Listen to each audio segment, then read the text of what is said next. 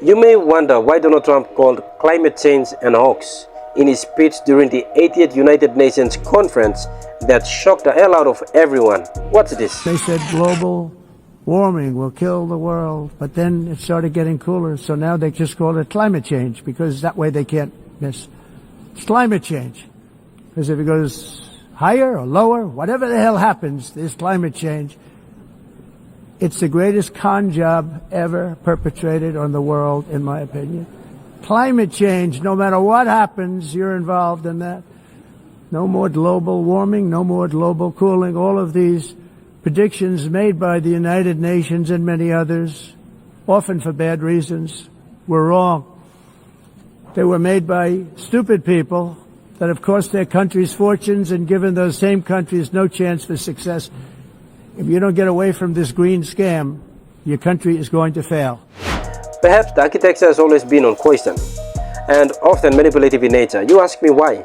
There is this thing called the climate mitigation funds, wherein major economies in the world, notably the G7 and G20 nations, are going to contribute sum of money corresponding to the amount of GHG and carbon emissions that they emitted annually into the climate mitigation wallet. Therein, the funds will be accessed by the developing nations, typically the ones with greater carbon sink that consumed considerable amount of carbon waste all year round. Their ocean and forest lives are going to be compensated for harboring the waste produced by the highly industrialized nations. I want you to catch this. If you don't get away from this green scam, your country is going to fail. Now, what everyone don't know is that once participated in the carbon trade, so to speak, being compensated through the climate mitigation funds, those nations will be prohibited from further explorations in their energy sectors. And even if they were to, downstream processing will never eventuate at all cost. Period. Because it will be considered unfair while being compensated and yet trying to drill baby drill, causing extreme harm to the environment. Perhaps we can be sanctioned for that. Instead, much of our land and oceans will be considered as reservation sites for carbon trade. Here's a classical example where Emmanuel Macron visited Papua New Guinea back in 2023 towards declaring a site a forest and wildlife reservation area. There will be more of such actions taken throughout the length and breadth of our country as far as the climate change agenda prevails through the current architecture.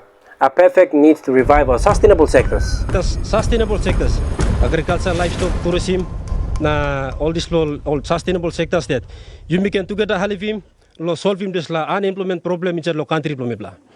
However, at some point, a total ownership and wise management of our energy sector will certainly give us the head start. Whereas the other nations, typically the G7 and G20, will keep on utilizing whatever resources available on their land and seas to combat their domestic issues. God knows when those resources are going to be depleted.